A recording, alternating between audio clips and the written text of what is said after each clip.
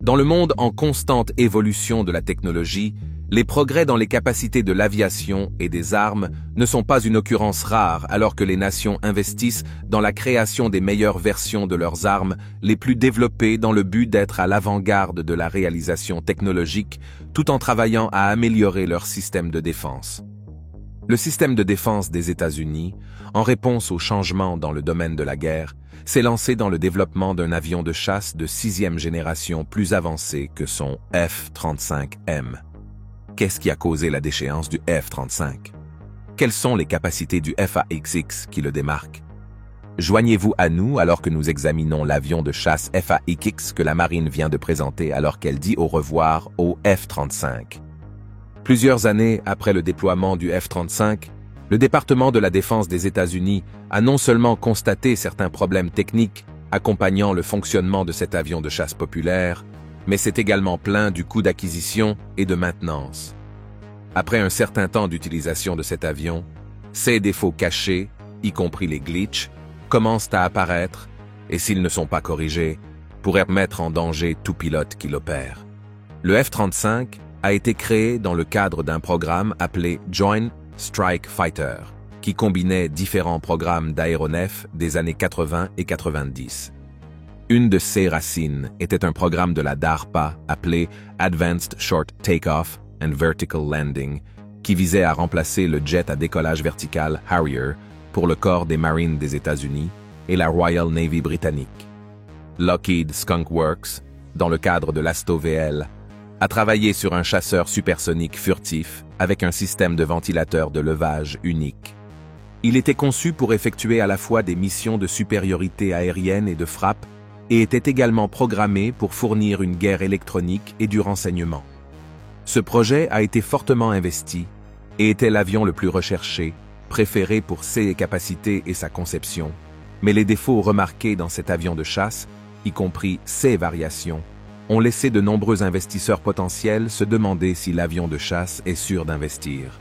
En plus de ces défauts, les pilotes qui ont été dans les cockpits des variantes F-35B et F-35C ont commenté à quel point ils devaient être prudents en CE qui concerne la vitesse à laquelle ils volaient pour éviter d'endommager la structure de l'avion et le revêtement furtif.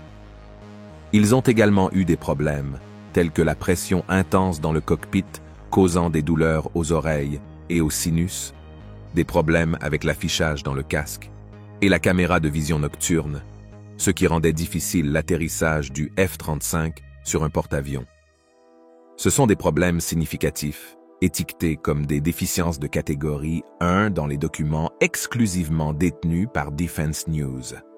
Ces lacunes indiquent des défauts majeurs qui affectent la sécurité et le succès d'une mission. Les documents détaillent également 13 des problèmes les plus graves avec l'avion de chasse. Ils expliquaient les situations liées à chaque problème, comment cela affecte les opérations du F-35 et ce que le département de la Défense prévoit de faire pour l'améliorer. Importantement, la plupart de ces problèmes n'ont pas été partagés ouvertement avec le public, révélant un manque d'ouverture sur les revers du système d'armes le plus connu et le plus cher du département de la Défense. Les défis auxquels l'avion F-35 est confronté affectent un groupe d'utilisateurs plus large, s'étendant au-delà de la seule force aérienne, des marines et de la marine des États-Unis, car ces branches ont toutes choisi l'avion de chasse comme leur futur avion de chasse.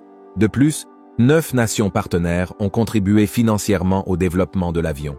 Cet effort conjoint souligne la dépendance généralisée à l'égard du F-35 comme composant clé des arsenaux militaires de plusieurs nations. Depuis le décollage du F-35 pour la première fois il y a 17 ans, il a passé un total de 7021 heures dans les airs. Ils ont construit et livré plus de 962 de ces avions, et ils ont été utilisés dans plus de 430 000 missions. Mais, malheureusement, 29 accidents impliquant le F-35 sont survenus au fil des ans, comme l'a rapporté l'Aviation Safety Network.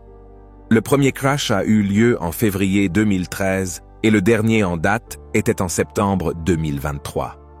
Lors du dernier incident, le pilote a dû s'éjecter de l'avion et l'armée a temporairement perdu l'avion près de Charleston, en Caroline du Sud.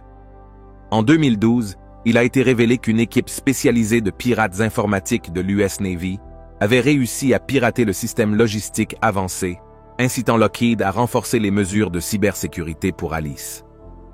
Malgré ces efforts, les activités cybernétiques croissantes de nations comme la Chine, la Corée du Nord et la Russie persistent comme une source de préoccupation, notamment pour les programmes fortement dépendants d'un partage étendu de données à travers des nœuds mondiaux. Pour les utilisateurs du F-35, une menace potentielle se profile sous la forme d'une attaque sur l'un des nœuds vulnérables. En raison de la connexion complexe du système d'information logistique autonome avec divers systèmes, une intrusion cybernétique pourrait se propager à travers le réseau international. Ce scénario pourrait perturber les calendriers de maintenance si des mises à jour critiques du logiciel étaient indisponibles ou si des pièces ne pouvaient pas être commandées, entraînant des périodes prolongées d'inactivité des avions. En 2017, des F-35B du corps des marines des États-Unis, stationnés à la base aérienne de Yuma, ont été temporairement mis hors service lorsqu'on a détecté des anomalies dans une mise à jour logicielle de l'Alice. Bien que cet incident n'ait pas été délibéré, il a souligné la susceptibilité de la flotte de F-35 à une version compromise de l'Alice. Bien que l'Alice semble prometteur sur le papier, son efficacité est cruciale et toute lacune pose des défis significatifs. Un logiciel malveillant pourrait introduire secrètement de fausses informations dans l'Alice en usurpant des systèmes, conduisant à la mise hors service inutile des avions opérationnels. Compte tenu de la surveillance étendue des paramètres du F-35 par l'Alice, un scénario catastrophe implique que des pirates adverses extraient des données de performance critiques à leur avantage. Par conséquent, bien qu'il semble presque impossible de désactiver physiquement un F-35 évoluant dans les airs et échappant au radar, une unité de hackers sophistiquée d'une nation voyou pourrait incapaciter le jet avant même qu'il ne décolle. Bien que le bureau du programme conjoint de l'avion de chasse ait réalisé des progrès notables dans la résolution de ces problèmes, il n'est pas prévu que tous les problèmes soient résolus avant qu'une décision cruciale sur la production en série ne soit prise. Le vice-amiral Matt Winter, responsable du programme F-30 du département de la Défense, a fourni des éclairages sur les développements en cours. Il a reconnu les défis, mais a souligné que, pour l'instant, aucun de ces problèmes ne représente une menace pour la conception, le matériel ou les processus de fabrication de l'avion. La décision de passer à la production en série est une étape critique qui évalue la préparation du F-35 pour la production de masse. Dans une interview avec Defense News, il a assuré que les défis actuels ne sont pas des obstacles insolubles. Au contraire, ce sont des problèmes auxquels le bureau du programme conjoint du F-35 s'attaque activement pour garantir que l'avion réponde aux normes requises pour la production en série. La décision de passer à la production en série implique une évaluation complète de divers facteurs, notamment l'intégrité de la conception de l'avion, la fonctionnalité de son matériel et l'efficacité de ses processus de fabrication. Il a également souligné qu'il n'y a pas de facteur significatif qui compromettrait la décision du département de la Défense d'approuver la production en série de cet avion de chasse. Cette assurance symbolise l'engagement à maintenir des normes élevées et à garantir que le F-35 soit pleinement préparé pour la production à grande échelle. Bien que des défis existent, les efforts collaboratifs du bureau du programme conjoint du F-35 visent à résoudre ces problèmes rapidement, assurant ainsi l'efficacité et la fiabilité de l'avion, alors qu'il devient un composant central des capacités de défense de plusieurs nations. Mais en raison des limitations actuelles du F-35, la marine est à la recherche d'un avion de chasse offrant une furtivité et une fusion de capteurs à longue portée inégalée. Avec cette vision à l'esprit, la marine a commencé le développement d'un nouvel avion de chasse appelé FA-XX, qui aurait les caractéristiques sophistiquées à la fois des F-35C et des FA-18EF. En ce qui concerne la fabrication de cet avion de chasse avancé, des entreprises aérospatiales de premier plan, telles que Lockheed Martin, Boeing et Northrop Grumman, soumissionnent activement pour le contrat de structure. Simultanément, General Electric et Pratt & Whitney sont en lice pour le contrat de moteur. Ce paysage concurrentiel montre l'importance du programme FA-XX, suscitant l'intérêt de plusieurs acteurs majeurs de l'industrie aérospatiale. Malgré essentiellement un nouveau cadre, la marine a choisi de conserver la désignation FA, positionnant le programme comme une amélioration plutôt que comme un tout nouvel avion lors de sa présentation au Congrès. Cette décision de nommage stratégique visait à obtenir le soutien et l'approbation de l'initiative. Le FA-XX est un avion de chasse de 6e génération qui est en cours de développement pour être le prochain avion de domination aérienne de nouvelle génération, ou NGAD. Il sera conçu avec un train d'atterrissage renforcé pour réduire les impacts lors des décollages et des atterrissages, tandis que la roue avant sera conçue pour inclure une barre de lancement pouvant être abaissée pour se fixer à la catapulte. La conception comprend quelque chose appelé séparation planaire, où une ligne imaginaire peut être tracée à travers SC, moitié supérieure et inférieure. Cette conception, trouvée dans d'autres avions de chasse avancés comme le F-22 et le F-35, aide à disperser les ondes radar, les empêche de contourner facilement l'avion de chasse et rend plus difficile pour les opérateurs radar d'obtenir une image détaillée. L'avion de chasse fait également quelque chose d'inhabituel avec ses prises d'air. Les prises d'air sont inclinées vers l'arrière et les pales du ventilateur à l'intérieur du moteur sont cachées à l'aide de conduits d'air ou de tunnels. Les pales du ventilateur apparaissent généralement beaucoup sur le radar, donc plus elles sont cachées, plus l'avion devient furtif. Une autre partie de rester furtif est de gérer la chaleur que l'avion dégage. Le FA-XX pourrait utiliser des couvercles ou des déflecteurs dans SE, port d'échappement moteur pour cela, similaire à CE qui a été fait avec le WF-23. Puisqu'il est censé remplacer le Super Hornet, le FA-XX doit être capable de voler sur de plus longues distances, donc c'est un grand objectif dans sa conception. Pour rester caché des radars, le FA-XX stockerait ses armes en interne.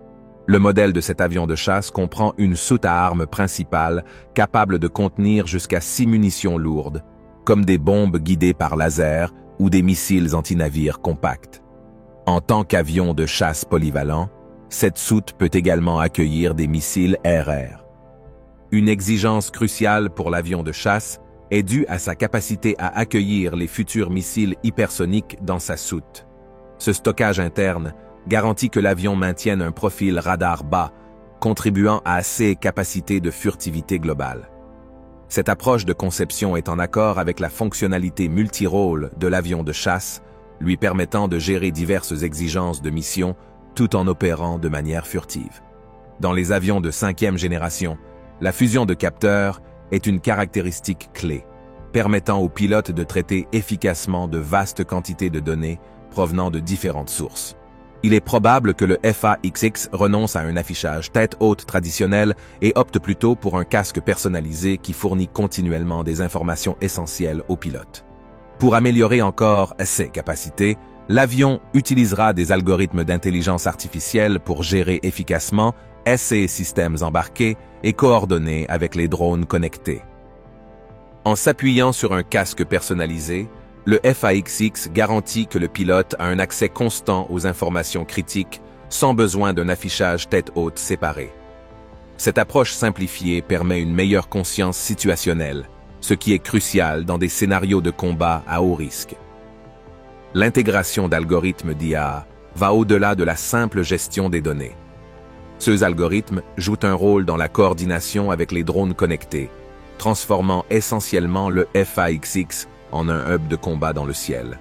L'avion peut contrôler son propre groupe de drones, formant une petite force de frappe pouvant répondre rapidement aux menaces potentielles. Ainsi, le FA-XX devient un nœud de combat sophistiqué et interconnecté, exploitant une technologie avancée pour traiter efficacement les informations et collaborer sans heurts avec les drones. Cela renforce non seulement les capacités de l'avion lui-même, mais étend également ses capacités en contrôlant un réseau de drones, créant une force dynamique et réactive, prête à engager et à contrer tout adversaire qu'il pourrait rencontrer dans le ciel. L'utilisation de l'IA dans le FA-XX va au-delà de la gestion des données et de la coordination avec les drones. Elle joue un rôle important dans la gestion des commandes de volume de l'avion. Maintenir le volume du jet demande des entrées de contrôle constantes, un concept similaire à la dynamique opérationnelle d'un F-16, qui reste en l'air malgré sa conception intrinsèquement instable. l'application de l'IA dans la gestion des commandes de volume améliore la réactivité et l'adaptabilité de l'avion. Une autre caractéristique distinctive de l'avion est sa manœuvrabilité supérieure, anticipée par rapport aux avions de chasse précédents de taille similaire. Cette agilité accrue est non seulement le résultat de l'assistance avancée de l'IA, mais aussi une preuve de la sérieuse considération accordée aux moteurs de l'avion. Étonnamment, les moteurs sont parmi les composants les plus complexes de toute conception d'avion. En ingénierie aéronautique, le poids est un facteur critique qui peut déterminer le succès ou l'échec d'une conception. Développer un moteur capable de générer une poussée maximale tout en maintenant un poids minimal présente un défi redoutable. La conception complexe du moteur en fait une entreprise complexe, illustrant pourquoi certains chasseurs, tels que le Saab JAS 39 et le HAL Tejas, optent pour des variations sous licence du moteur GEF 414, semblables à celles utilisées dans le Super Hornet. Le moteur du FA-XX représente un grand bond en avant en termes de technologie, dépassant les capacités des moteurs de génération actuelle. À la fois General Electric et Pratt & Whitney sont activement engagés dans le développement d'un moteur à cycle adaptatif pour cet avion de chasse avancé. Contrairement au moteur traditionnel, le moteur à cycle adaptatif introduit un concept révolutionnaire, des ajustements automatiques basés sur les conditions en temps réel. Cela permet à l'avion de chasse de passer sans heurts entre des modes de poussée élevés et des opérations économes en carburant, offrant essentiellement le meilleur des deux mondes en termes de performance. L'innovation clé réside dans l'adaptabilité du moteur aux circonstances présentes, lui permettant d'optimiser dynamiquement ses performances. Que ce soit pour une poussée élevée lors de situations de combat intenses ou une efficacité énergétique pour des missions prolongées, le moteur adaptatif est conçu pour répondre efficacement à ces exigences. Des rapports suggèrent que le FA-XX sera doté d'une configuration à deux moteurs, suivant la longue tradition des avions de chasse navale. La configuration à deux moteurs est une caractéristique standard des avions de chasse navale depuis des décennies, à l'exception notable du F-35 Lightning. Cela offre une redondance et améliore la fiabilité globale de l'avion, des facteurs cruciaux pour les opérations navales. Fait intéressant, le moteur à cycle adaptatif n'est pas exclusif au FA-XX. Il est également en cours de développement pour l'avion de domination aérienne de nouvelle génération de l'armée de l'air. Cette technologie partagée soulève la possibilité de composants communs entre les moteurs NGAD et FA-XX, favorisant l'interopérabilité et la facilité de maintenance. Tout comme le F-22 Raptor de 5e génération a présenté une vectorisation de poussée bidimensionnelle, l'incorporation de cette technologie dans le FA-XX a du sens. La synergie des canards et de la vectorisation de la poussée promet des améliorations significatives dans le décollage sur porte-avions, les performances globales et la maniabilité. Alors que le NGAD de l'armée de l'air peut tirer parti de pistes plus longues, réduisant la dépendance à la vectorisation de la poussée, le FA-XX de la marine, avec des ponts de porte-avions plus courts, est susceptible de bénéficier considérablement de cette capacité de manœuvre avancée. La combinaison de canards et de vectorisation de la poussée reflète un choix de conception stratégique visant à optimiser l'efficacité opérationnelle du FA-XX et son efficacité dans le contexte unique de l'aviation navale. Un autre aspect majeur du FA-XX est sa capacité potentielle à inclure une capacité non pilotée facultative. Si la conception finale intègre la vectorisation de la poussée, un avion non piloté peut supporter des forces G plus élevées pendant une durée prolongée par rapport à un avion piloté.